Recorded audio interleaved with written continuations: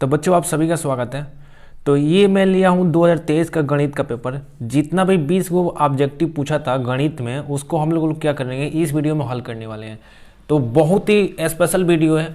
गणित में आपको 100 में 100 लाना है, गणित में टारगेट 100 में 100 लाना है बाबू, आएगा ठीक है ना। फेल तो नहीं होगा, अगर वीडियो देख लिए ना फेल तो नहीं होगा, मैथ मैंडर बोल रहे हैं ठीक है ना।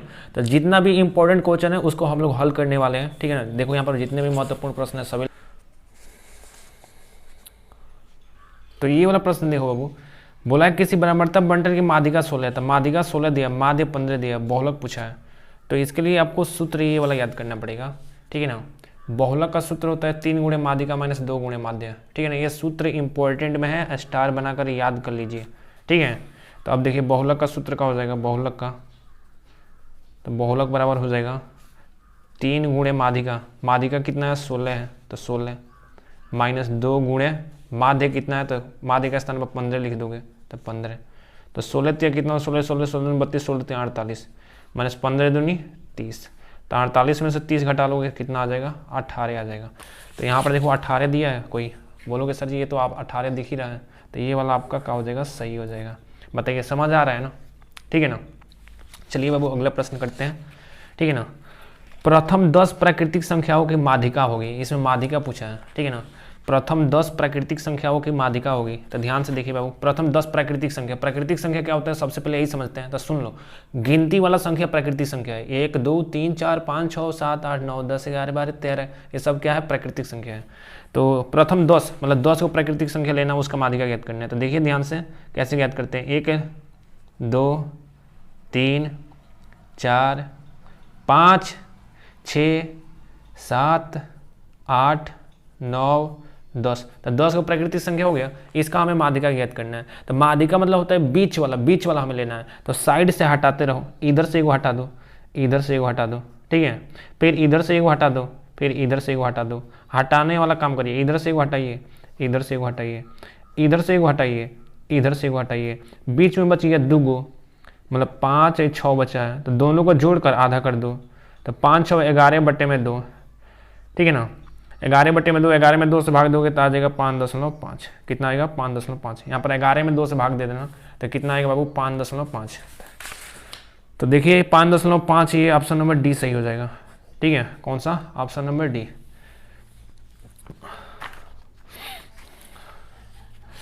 अब देखिए यहाँ पर प्रश्न है बाबू ठीक है ना, बढ़िया प्रश्न लेकर आया हूँ ठीक है ना। ये नहीं कि आलतू फालतू कौन प्रश्न, जो 2023 का पेपर है समझ लो ना, देखते रहो ध्यान से। 2 समरूप त्रिभुज की संगत भुजाएं 3:5 के अनुपात में, भुजाओं का अनुपात दिया है 3:5। क्षेत्रफल बोला है, तो क्षेत्रफल का मतलब जब भी बोलेगा तो उसका स्क्वायर कर देते हैं, क्या कर देते हैं, स्क्वायर। तो 3 का स्क्वायर 9 हो जाएगा, 5 का स्क्वायर 25, तो 9/25 कितना हो जाएगा, 9/25। ऑप्शन नंबर ए सही हो जाएगा, 9/25 ठीक है। अब देखिए बाबू यहाँ पे फिर से देखो, 2 समरूप त्रिभुज के परिमाप क्रमशः 10 और 15 है, कितना है 10 और 15। तो परिमाप में अनुपात ज्ञात कर लो, तो 10:15। अनुपात में बाबू कट जाता है, तो 5 से 5 दूनी 10 हो जाएगा, 5 3 15 हो जाएगा, तो कितना आ जाएगा 2/3। क्षेत्रफल में फिर से पूछा है तो स्क्वायर कर दोगे, तो 2 का स्क्वायर कितना हो जाएगा 4/3 का स्क्वायर कितना हो जाएगा 9। जब भी क्षेत्रफल में बोलेगा तो स्क्वायर कर देंगे, तो 4/9। तो ऑप्शन नंबर बी सही हो जाएगा, 4/9। बताइए आ रहा है समझ में ना, ठीक है बाबू। यहाँ पर देखो ये प्रश्न देखो, थोड़ा सा डरावना है लेकिन बहुत आसान प्रश्न है। यदि किसी त्रिभुज की भुजाएं 3 सेमी 4 सेमी 5 सेमी है तो त्रिभुज होगा कौन सा बाबू, समकोण त्रिभुज होता है। 3 4 5 समकोण त्रिभुज होता है, कैसे समझेंगे समझो। भुजा दिया है 3 4 5, दोनों छोटा भुजा कौन है, एगो 3 एगो 4 है, इन दोनों का स्क्वायर करके जोड़ो, 3 का स्क्वायर 9, 4 का स्क्वायर 16। अगर दोनों का स्क्वायर कितना, दोनों का स्क्वायर के जोड़ने में 25 आ रहा है। अगर यह बड़का का स्क्वायर है, 5 का स्क्वायर भी 25 होता है, इसका मतलब ये समकोण त्रिभुज ही होगा। बताइए आगे समझ में ना, ठीक है ना। अब ये वाला प्रश्न बाबू देख लो ठीक है ना, यहाँ पर ये वाला ध्यान से देखो ठीक है ना। लिखा है 3x² - 12x। यहाँ पर देखो ये ऐसे प्रश्न बनता है बाबू, 3x² - 12x + k = 0 + k = 0। के मूल बराबर हो तो के का मान ज्ञात कीजिए। बहुत सही बाबू। 3x² माइनस 12x प्लस के बराबर 0। 3x² माइनस 12x प्लस के बराबर 0 के मूल बराबर हैं। क्या है? मूल बराबर हैं। तो जब भी मूल बराबर होगा तो d बराबर 0 कर देते हैं। क्या करते हैं? d बराबर 0। इसको समझा रहा हूँ, ठीक है ना। देखो 3x² माइनस 12x प्लस के बराबर 0, तो इसमें a का मान यह हो जाएगा, उसके बाद से b का मान इतना हो जाएगा -12, ये c का मान बाबू ये हो जाएगा। तो a का मान लिख लो यहाँ पर ध्यान से, ठीक है ना। देख लो ध्यान से, यहाँ पर ध्यान से देखो, a का मान लिख लोगे 3, b का मान देखो माइनस में दिया है तो -12, c का मान क्या हो जाएगा? k हो जाएगा। तो d का सूत्र होता है b का स्क्वायर माइनस 4ac, बराबर है तो बराबर 0 का 0। तो b का स्क्वायर, तो b कितना है बाबू? -12 है, तो यहाँ पर -12 का करिए स्क्वायर माइनस 4 गुणे a का मान कितना है? 3 है। c का मान कितना बाबू? k है। इक्वल टू में 0 कर दो, ठीक है, बराबर में 0। देखो -12 है, स्क्वायर करना है, -12 का स्क्वायर करना है, तो कैसे करते हैं बाबू? s को मूड़ी पर 2 बैठा है, इसका मतलब -12 गुणे -12, तो माइनस माइनस क्या हो जाएगा? प्लस हो जाएगा। 12 में 12 से गुणा करोगे तो 144 हो जाएगा। तो -12 का स्क्वायर कितना हो जाएगा? 144 माइनस 4 3 12 प्लस के बराबर 0। अब देखो 144, 12 के माइनस में इधर गया तो प्लस में, अब 12 गुणा में इधर गया तो भाग में, तो 144 बट्टे में 12 इक्वल टू में के। तो कितनी बार में कट जाएगा? 12 बार में। तो के का मान कितना आ जाएगा बाबू? 12।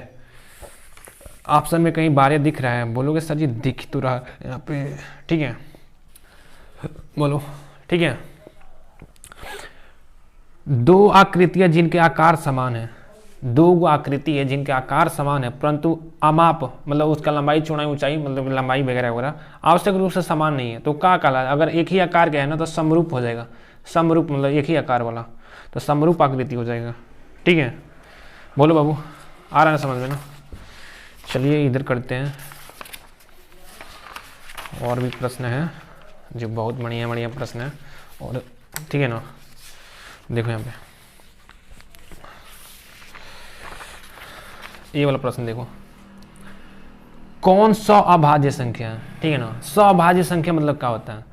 मतलब एक संख्या के पहाड़ा में दोनों संख्या नहीं आना चाहिए, मतलब वो किसी भी संख्या के पहाड़ा में, मतलब कोई भी एक संख्या के पहाड़ा में अगर दोनों संख्या नहीं आ रही तो सअभाज्य संख्या है। ध्यान से समझो, यहाँ पर देखो 5 और 15 है बाबू, तो 5 का देखो 5 गने 5 5 3 15, तो इसका मतलब सअभाज्य संख्या नहीं है, क्योंकि 5 के पहाड़ा में दोनों आ जा रहा है।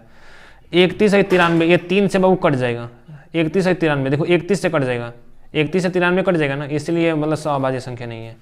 7 से 21 कट जाएगा ना, इसलिए सअभाज्य संख्या नहीं है। और क्या हो जाएगा? 18 25 सअभाज्य संख्या है, ठीक है। आगे समझ में ना, देखो ये 15 5 से कट जाएगा, सअभाज्य संख्या नहीं है। 31 93 ये भी नहीं है, ये भी नहीं है, तो 18 25 हो जाएगा। कितना हो जाएगा? 18 25, ठीक है ना, सअभाज्य संख्या वही तो। 144 के अभाज्य गुणनखंड में अभाज्य गुणनखंडों की घातों का योग है। घातों का योग अभाज्य गुणनखंड, बहुत बढ़िया प्रश्न है। चलो इसको विस्तार से करते हैं। 144, तो 144 है बाबू, तो यहाँ पर सबसे पहले 144, ठीक है ना। तो 144 मतलब क्या हो जाएगा? 2 से काटे हुए तो 14 कट जाएगा 7 बार में, उसके बाद से 4 बाबू कटे हुए तो ये 2 बार में कट जाएगा, 72 हो जाएगा। बताओ आ रहा समझ में ना? थोड़ा सा दिमाग तो आपको दौड़ाना ही पड़ेगा, ठीक है। अब देखिए, अब 72 है बाबू, तो 72 2 से काटोगे तो 72 में बाबू 2 से भाग दे दो, तो 2 3 कितना हो जाएगा? 6 हो जाएगा। 7 में 6 तो 1 2 का 2 2 6 12 हो गया, काट दो इसे, तो कितना आ जाएगा? 36। कितना आ जाएगा जी? 36। फिर 36 2 से काट दो बाबू, 36 2 से काटो, 36 2 से काटोगे तो 2 1 ने 2, 3 में से 2 गया तो 1 6 का 6 2 8 16, तो ये भी कितना आ जाएगा? 18 आ जाएगा। सही है बाबू। अब 18 भी 2 से काटो, तो 2 से 9 बार में कट जाएगा।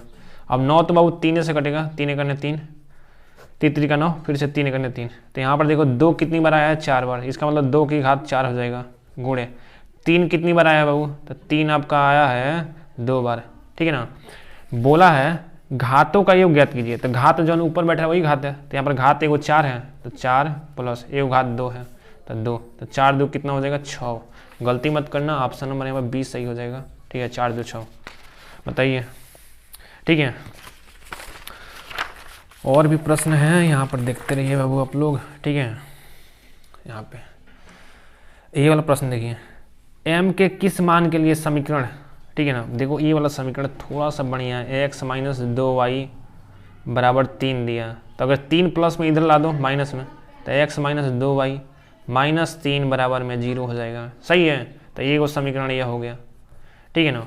दूसरा समीकरण दिया है बाबू, दूसरा समीकरण 3x प्लस, यहाँ पर प्लस है, प्लस my, अब एक प्लस में इधर गया तो माइनस है, तो माइनस 1 बराबर 0, दो को समीकरण दिया है। बोला है दोनों से अद्वितीय हल होगा, अद्वितीय मतलब केवल एक हल, मतलब एक ही हल होगा। तो एक ही हल के लिए देखो यहाँ पर x के सामने कुछ नहीं है तो 1 है, तो 1/3, 1/3, यहाँ पर x के सामने 1 है, यहाँ पर x के सामने 3 है, तो 1/3 नॉट इक्वल टू होता है, अद्वितीय हल के लिए मतलब बराबर नहीं होगा। y के सामने -2 है तो -2, और यहाँ पर y के सामने m है तो m, ठीक है ना। अब तीसरा तीसरी गुणा कर दो, m में 1 से गुणा करो तो m हो जाएगा, नॉट इक्वल टू का नॉट इक्वल टू, 3 दूनी कितना हो जाएगा -6, तो m बराबर m नॉट इक्वल टू 6 हो जाएगा, तो m नॉट इक्वल टू 6। यहाँ पर ये वाला सही होगा, ये वाला नहीं होगा, गलती मत करना बाबू, ये वाला होगा, ठीक है। तो समझ लो एक बार ध्यान से इसे, ठीक है, ध्यान से समझते रहिए बाबू आप लोग।